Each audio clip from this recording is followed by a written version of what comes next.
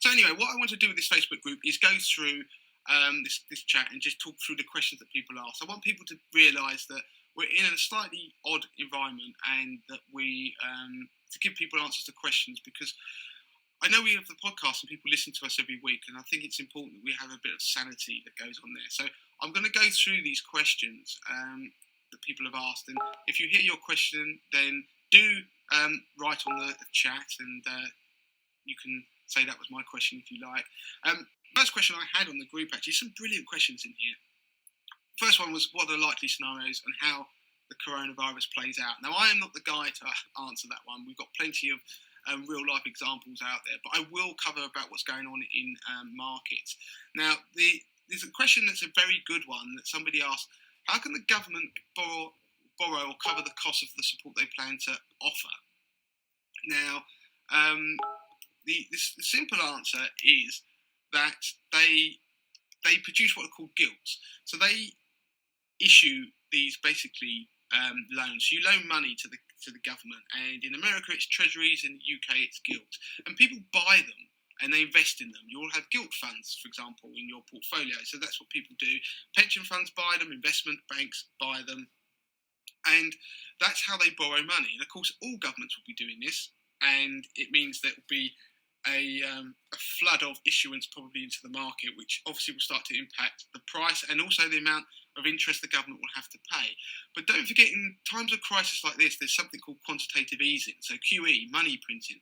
And what happens is the government, the central banks out there they print money. They don't literally print money.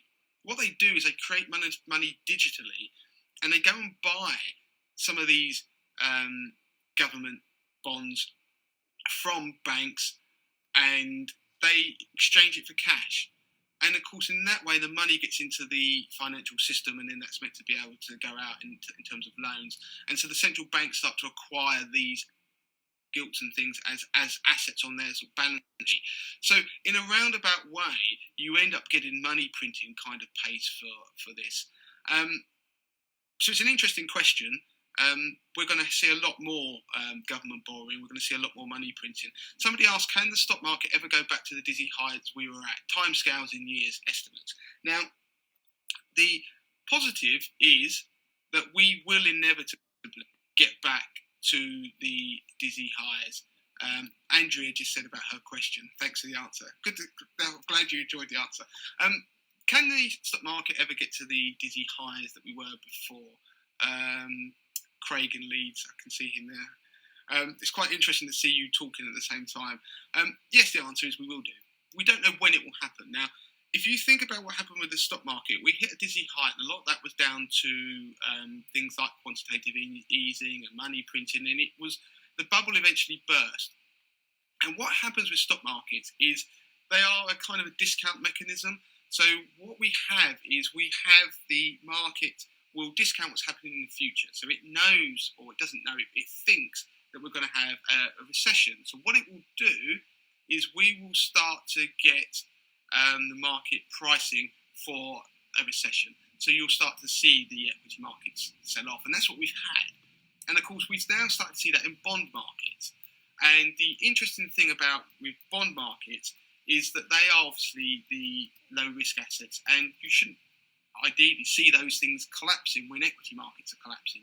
And that's what happens in the latter stages of a violent sell-off. We saw it in 2008. We will see it, or we're seeing it at the moment. That's why when any of you are looking at your portfolios, whatever you're holding, you're just seeing them go down day by day by day. And that is an inevitability. That's what happens in these latter stages of crashes. And so when we see bond markets start to firm up and you stop seeing your bond funds collapsing, that would hopefully start to signify that we're starting to get a bit of stability, and then equity markets might rebound. It happened, if you go back to 2008, that was really one of the early signals that the equity market had started to bottom. Now, with equity markets, they're not the bottom is normally a process rather than a point in time. So by that I mean is that it doesn't necessarily end up being some sort of V-shaped bounce. It tends to be they try and find their bottom. You get rallies and then sell-offs, and it starts to bounce along. And then the market will start to price in a recovery before we actually see it. So you'll price in an economic recovery before the recovery actually arrives, a bit like it priced in the collapse before the economic collapse has actually appeared. Although we might be in a recession now, that's why we had the collapse in equity markets. Just as likely, we're going to see it rebound before we get to the inevitable economic recovery. So will we see the all-time highs again? We will. But when it's going to happen, I can't tell you. But I can look at history, and history is quite a good guide as to what to expect. Now, if you go back to 2008, and there's no two ways about it. What we're experiencing now is on the par with any crisis we've had before in terms of equity markets. And the thing is, this one is the fastest we've ever had in terms of bear market. But what we've had previously is in 2008, it took almost 5 years for the market to recover to where it was before. But that's the price level of say, the S&P 500. So things recover at different rates. So you will get some things recover much quicker. But this could take time. It will probably take time. And the period of time that it's taken on average is about 200 trading days or a bit more in the past. So what we're hoping is that you're going to get something that is more like 1987, where the rebound was much quicker than we did, say, 2008, or the Great Depression, which took a hell of a long time. So it gets that's more about when we get depression rather than a recession. But the point is, as long-term investors, then you've got time and you've got patience. And they're what you need in this period of time, because it will recover. And if you've got a pension fund, and as long as you're not having to withdraw money within the next sort of few months, or particularly maybe even years, then you've got plenty of time. And what you're going to have is another one of these crises, and you're going to probably have another one after that. So you're going to experience a lot of this. This is part of the investment journey. If it was only always upwards, then it would be easy. But this is what inevitably happens. Go back to 2008. You can see what happened to markets after that, and we will end up getting there again. So I don't know when we're going to get the recovery, but it will happen. Now, going on to the next question. When and how should long-term investors move back into equities? We are told we shouldn't time the market. So is it a drip feed pound cost average over the projected periods of the pandemic? We can possibly see a downtrend in China already. Right, that's an interesting one. Now, the thing is, calling the bottom of the market is oddly harder than calling the top in some ways. And we won't know the bottom's in until it's already been in and we've already started to make a recovery. So I think the signs, I've already mentioned some back there about the bond market stabilising. On this week's podcast, which is why I've actually started this Facebook Live a bit late, we just recorded it this week, I talk about things to look out for in terms of what could signify the bottom of the market.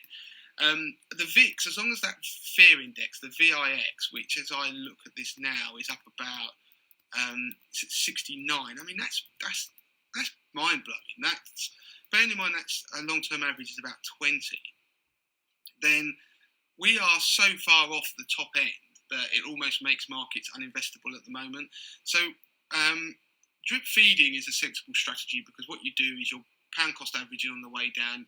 Every time you put in money, say once a month, you're buying more of the shares or units in the fund than on the way down. And when it eventually recovers, you make more money than put all your money in a lump sum. One thing that I talk about on this week's podcast, which is worth listening to, is that we're going to see some pretty epic bear market rallies. Don't be surprised if you see something like 10-20% bounces. And what happens, it sucks people in and they all start becoming very euphoric. It's all good, news is great. But it can be a trap that can just be, we can get a sell-off again. That is just part of the process. And eventually one of those rallies does then become sustainable. So don't think that you just go down forever. You will start to see some bounces at a point in time. And somebody, I think it was Neil who made a good point. It said that you need to clarify to people that this is part of the process. This is, bear markets happen, we get these collapses, and then we do get these rebounds, and we do need these extremes that we're seeing at the moment, and we've seen particularly in the last 10 days, where gold goes down, bonds go down, equities all at the same time. No matter what you hold, you'll be losing money, because that is the capitulation phase, and it is part of the process, unfortunately, that we have, and then we can hopefully then start to see a recovery. Somebody asked, a recession seems odds on. Are we about to have a depression? Well, a depression is an extended recession, and we had one back in, the Great Depression, back in the early 1900s, so about almost 100 years ago. It could be argued that was two recessions, almost not quite back to back, but in close proximity to each other. Yes, we could, but we don't know. The problem we've got with what's going on now is we don't know the full extent of what the coronavirus does and the recovery rates. And so therefore, we could get a far quicker recovery. So you've got to look for the silver linings, not sort of false promises or anything. But with this, there's a lot of unknowns, which is why the sell-off has been so severe. So I think it's too early to say we'll have a depression, but we almost certainly are already in a recession, or will be. Somebody's put here, who are the real winners? I'm fearing a crash much bigger than 2008. Yes, we're down about 30, 40%. I think we could go down to 50. We did in the financial crisis. I think anything's on the cards at the moment. But we've got to start looking. At some point, we will then start to, when things start to normalise, we see things like the VIX come down and bonds start to stabilise, that things can bounce back. I mean, who are the winners? There aren't many winners, to be honest, because, like I said, things are all capitulating at the same time. You do get some interesting stories. You're seeing some of the tech companies hold up. Netflix, everyone's watching Netflix. You just look at what people are doing. Some of the supermarkets have done fairly well because people are buying products. Campbell's Soup, they've been doing fairly well because people are buying soup. Newspaper, toilet paper production.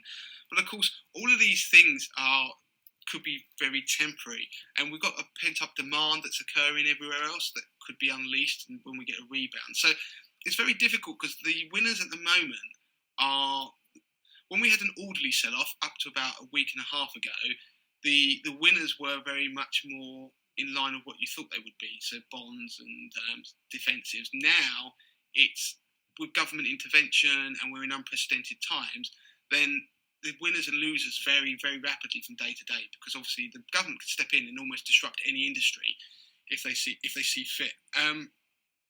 Let's have a look at the next question. I've read a report about many companies having very little cash, as they have preferred to reward their shareholders with dividends and buybacks. How will this play out for investors? Do you know what? One of the things that you're probably going to see is that some of these, if we are going to get bailouts, it could be contingent on people behaviour going forward in terms of buybacks. I think there's been some of that's been mentioned in America. So buybacks supported the market for a long time. So if we don't see any of that going forward, that might be hamper the market slightly. But it's an interesting point. I think we're going to have if you think back to 2008, we had a lot of people who are unhappy with the way the bailouts occurred and who benefited. I think the government has to learn from that. So it might be slightly different this time around. But I think shareholders will be probably put slightly further down the pecking order this time, maybe. But hopefully we're going to get back to a sense of normality. But it's a very good point. But I think you're going to end up seeing some kind of caveats being put on there. I mean, there's an interesting question someone's raised about their nutmeg stocks and shares ISA. They're 80 in equities, 20 in bonds, and the sharp drop is scary, and I'm beginning to think I'll lose it all, which I simply can't afford.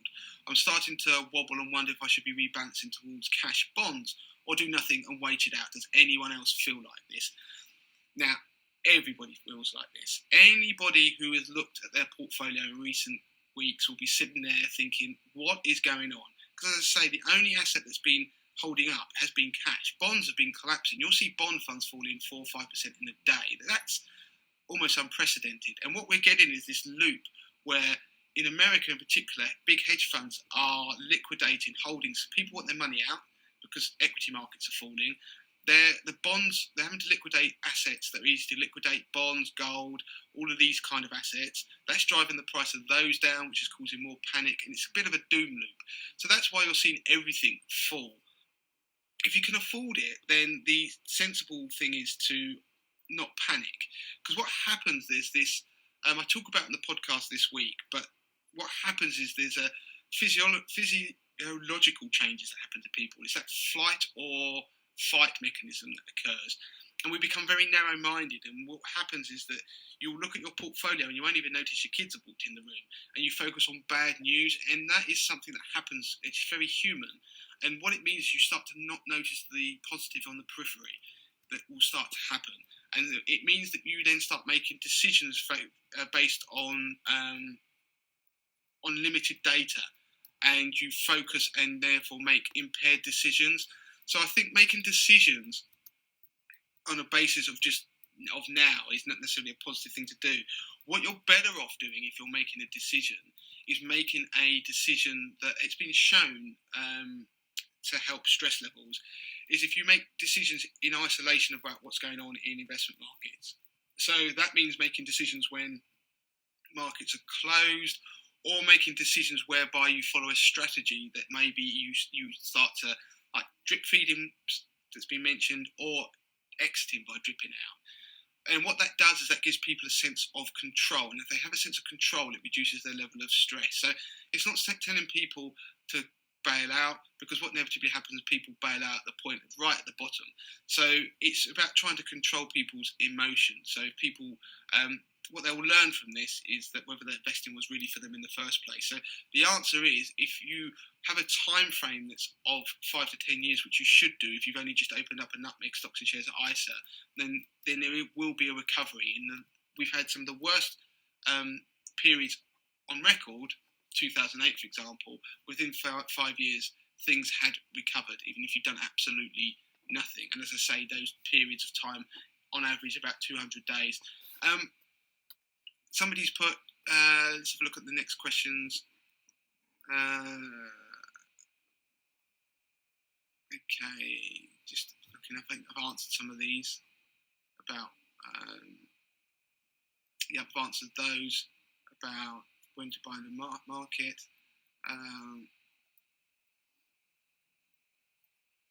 Would you consider covering the 3-month mortgage payment holiday directive from the Prime Minister? That's been covered. There's some people in the group who've made some really good points on that. That you need to speak to the lender, and this is all changing and all moving all of the time. We've covered it on the podcast this week, but speak to lenders. I know there's some huge queues on the phone line. Some of the lenders are actually doing online stuff now. That means that you can put requests in. I don't know how many of them are doing that, but I've seen that that's been the case. It's obviously, if you need a mortgage holiday, it's going to be paramount if you've got to pay an instalment in the next, obviously, sort of 5 days. Prior to that, then obviously you've got a bit of time to get through on the lines. I think that's what's causing problems, that everyone's trying to get in at once, even if they're not at the point where they are needing the holiday. What you need to do is obviously speak to your provider. It seems an obvious thing to say, but what's going to be the implications, and also that they're not going to negatively impact your credit rating. But the most important thing is you do need to speak to your lenders and see if you can get the holiday. Somebody's put in here, obviously throw up any questions if you have any others. Let me just say that, Mark, hello from Exeter, Manchester, Essex in the house, literally. That was Jordan, so hello to Jordan. Somebody in Sri Lanka, Kev in Sri Lanka, I can see Andy here. Liz Gray and Wiseworth, thank you for that. First time here. Is it okay to ask a question in chat, or should I? No, ask Steve Hill, ask a question. Please do, drop them in. I will answer as many as I can. Andy's just said ask away. I'd be interested in people to say where you are as well, because I can see there's quite a number of you. I think it's important in environments like this that people do share their experiences as well. If people find this useful, we can always do like a group chat if people want to, because I know there are people who are running businesses out there and they will be facing tough times, and sometimes it's good just to have other people to voice problems with. And at Money to the Masses, we're doing daily catch-ups on voice chat. Google chat, because it's also quite constructive. Because when you're stuck at home all day, every day, talking almost to yourself, it's good to talk to other people. One thing I wanted to say to people as well, going back to the investment stuff, do try and turn off the investment news from time to time, because what we're seeing is if you keep looking at your portfolios every day, you're going to spend the evening wondering where is the bottom. So what I want people to try and do is not look at their portfolios or the investment news or what people are saying on Facebook and Twitter in the evenings. And I've been doing this and found it very constructive, like mentally, to not try and review that, because then you don't sleep well. And then if you don't sleep well, then that's not good for everybody's mental health either. So do try, and during your working day, fine, but then let's try and isolate away from all of this stuff, because I think, particularly with investments, it can start to feel all-encompassing, and you can also start to feel, like I said, you start getting that flight or fight stress level start to rise. Let's go through some of the other questions I've got here.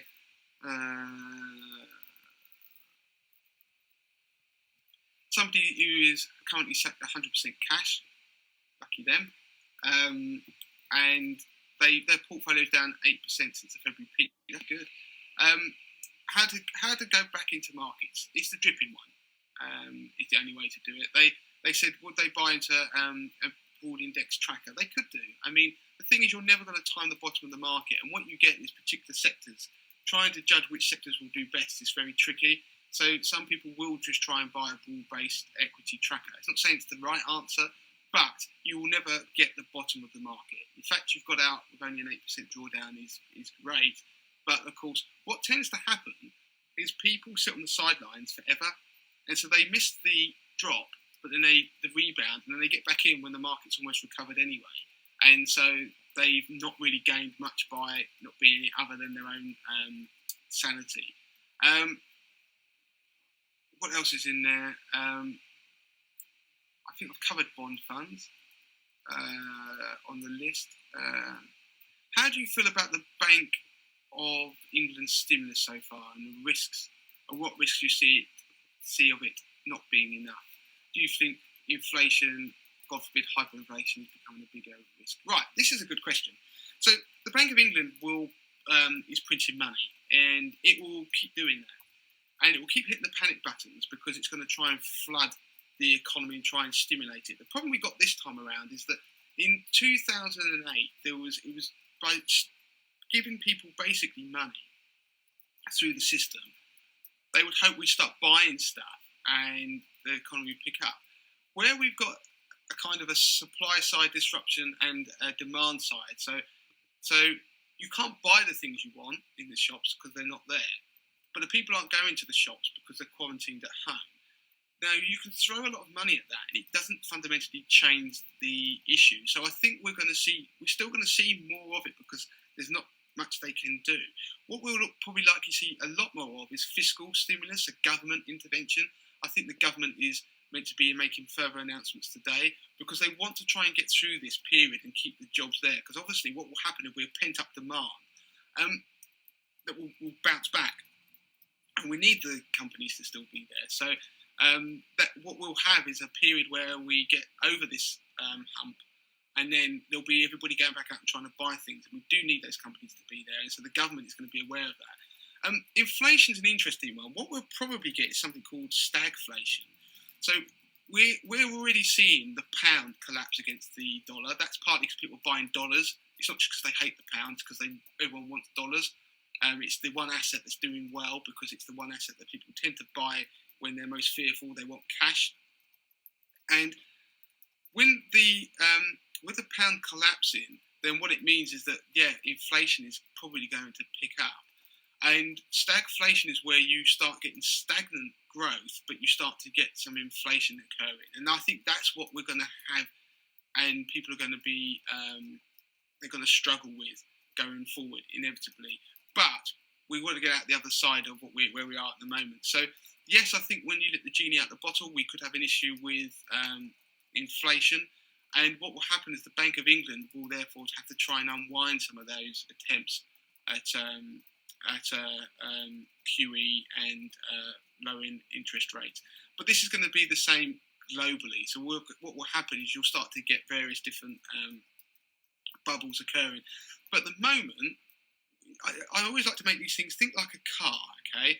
So a car, you're driving along, and if the engine is the revs are dropping and the engine's about to stall, you change down the gears. And that's what we're doing at the moment with interest rate cuts and QE. They're changing down the gears to try and stop things stalling. And we're down in the lowest gear possible. Worrying about inflation is a bit like worrying about or hyperinflation is a bit like worrying about the engine rev counter and the engine blowing up. We're not at that point yet. We're actually just trying to stop the whole thing completely coming to a standstill.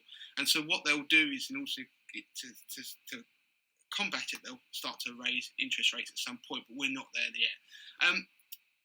Instant access cash, people saying that you can't, if you stay in cash on your platform, you don't get paid basically hardly anything. That's true. Look at some of the other platforms out there, because I know Hargreaves they allow people to move into it. They had a cash facility on their platform. I'm not sure how it works with being able to move to and from that from within a wrapper. I'm not sure you can. But yes, that is one of the downsides. But in this environment, I suppose people are more worried about capital preservation rather than making money. I understand Steve has asked a question. Yeah, this is a good one. How safe is cash in banks during this period while waiting to invest? Now, yeah, good point. Could we get a bank run? Yeah, we could.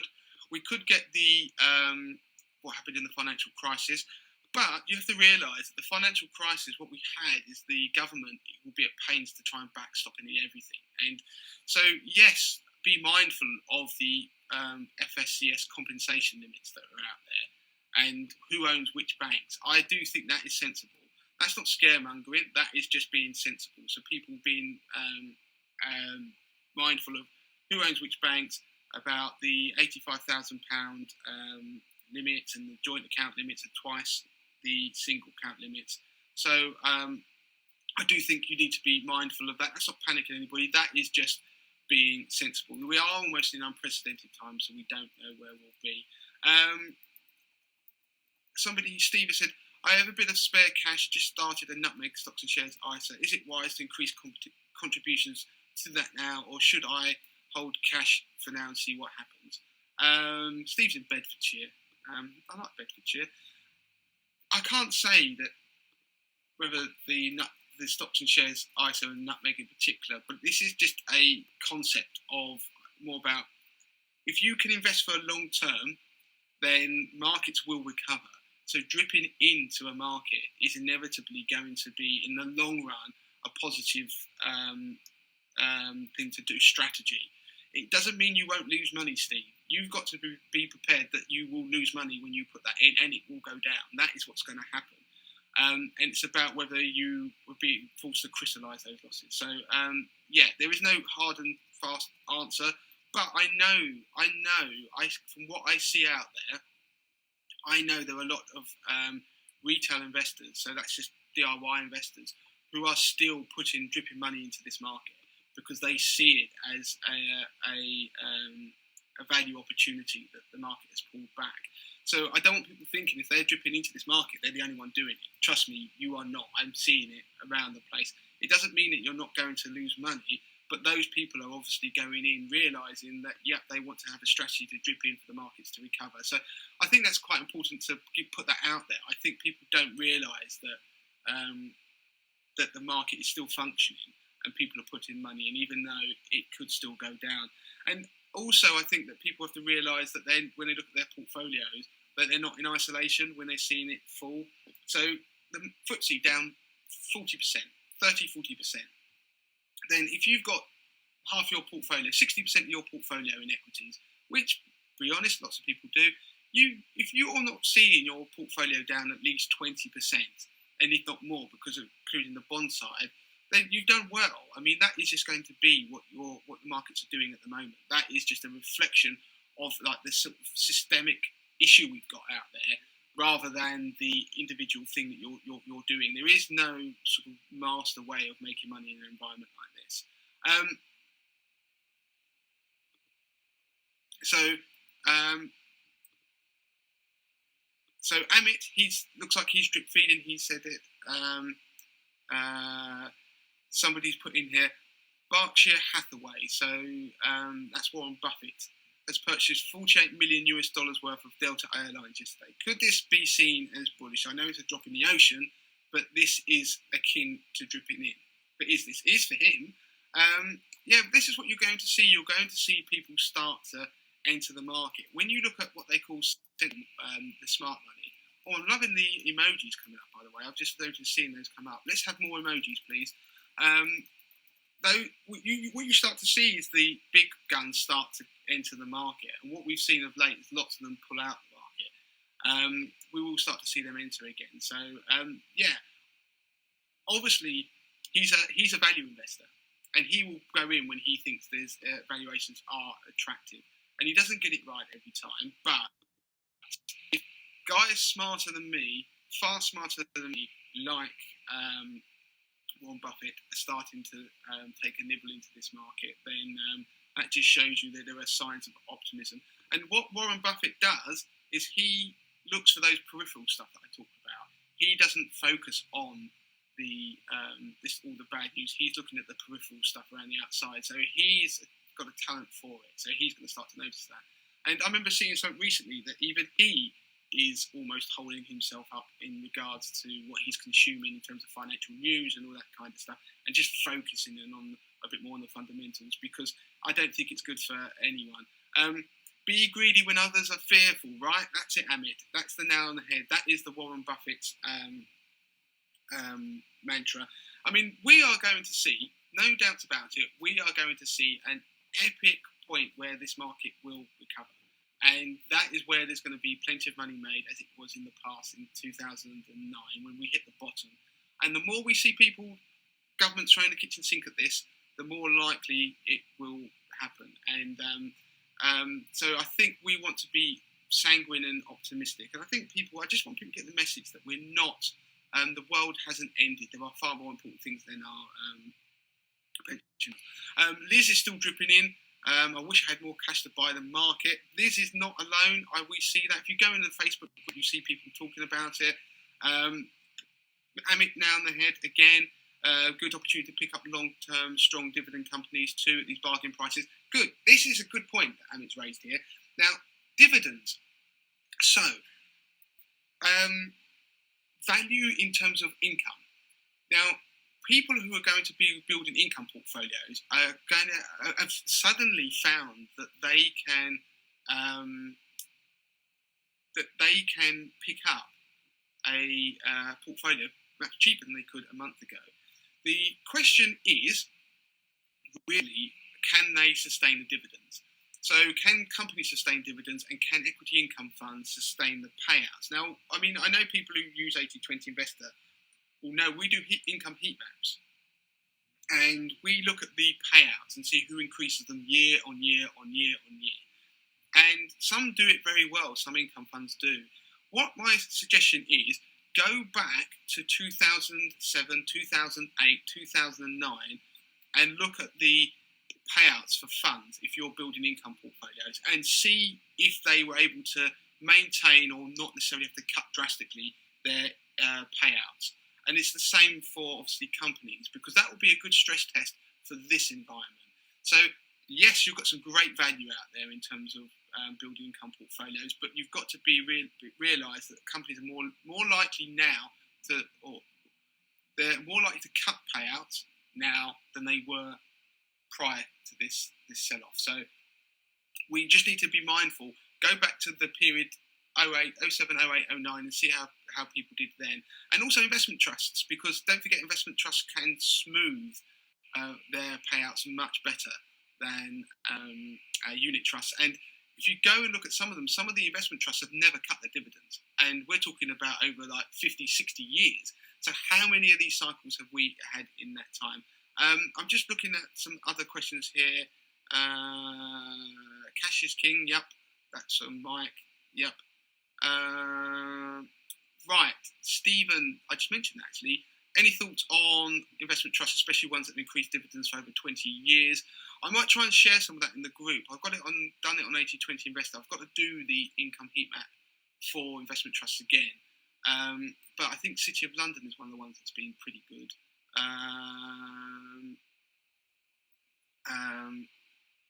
Somebody's put, 80/20 is momentum. I realise that this is 80/20 focus, but with momentum struggling, how can you approach dripping in if not buying trackers? Will you be covering this elsewhere? That's a good point. What happens is momentum is evaporated. Momentum is just downwards. So for some people, some of the best ways will be just to buy a tracker, maybe for a period of time if they want to get the bottom of the market. But the momentum will come back. There will be momentum will start to pick up when the market turns. It just, at the moment, it hasn't, it was evaporated. And if you're like me, then you will be just probably sitting tight for a period of time until the market eventually turns. Okay. I've done most of the questions I think I can see here. Mike, you've just mentioned about platform limits. I am going to share a link to an article about platform limits after this, because there was a very good one about what you're saying. Mike's basically asked the question about, is you've got something in Vanguard, a general investment account, and what's going to happen in terms of compensation limits with that. So he means if Vanguard were to go bust, or the underlying platforms, funds, etc. I will share a link in the group afterwards for people to read about the limits.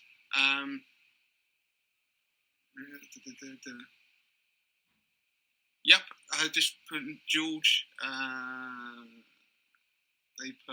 George is saying the Composite PMI for February and March will be uncomfortable reading. Yeah, you will be. So the PMI that George is talking about there is they're like purchasing manager indexes. They give you an insight into what the economy is doing. And China's fell off a cliff. And if you shut a country, then they will do. Economic activity will fall and collapse. We will have a similar thing. And what will likely happen if you look at JPM Morgan and a lot of them, and they make these predictions. How much weight can you put on them? But they're already seeing contractions in this quarter they're predicting, and then the next quarter, it's going to be eye-watering type of some of the biggest contractions we've ever seen, they're predicting. That's inevitable. So if you shut the economy, which we might do in the UK, we're going to see that. It's about how quickly we recover from it. So we will see some uncomfortable PMIs, but like I said earlier, what will tend to happen, you would like to think, if the past is anything to go by, is that the equity markets will start to discount that fact earlier, and then they will start to rebound and try and price in an inevitable recovery. I think if there's any more questions on there, I think that's it.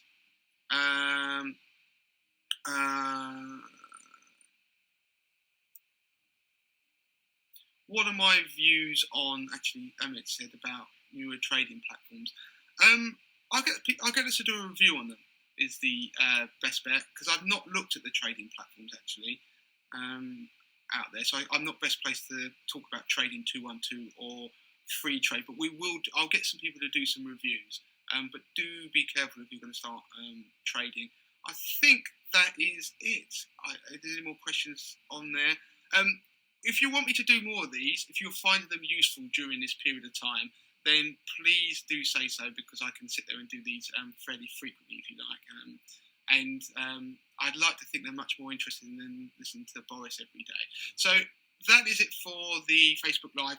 Do follow us on the group. Do put in any questions you have. Do share experiences. Listen to this week's podcast, please, because there's a lot of good stuff on there on the investment front. I talk about what's going on and also any help that people might be talking about in terms of bills, stuff like that. Council tax, utility bills, etc. So that might be useful. So that is it. I will see you next time, and we will share this video, of course, in the group.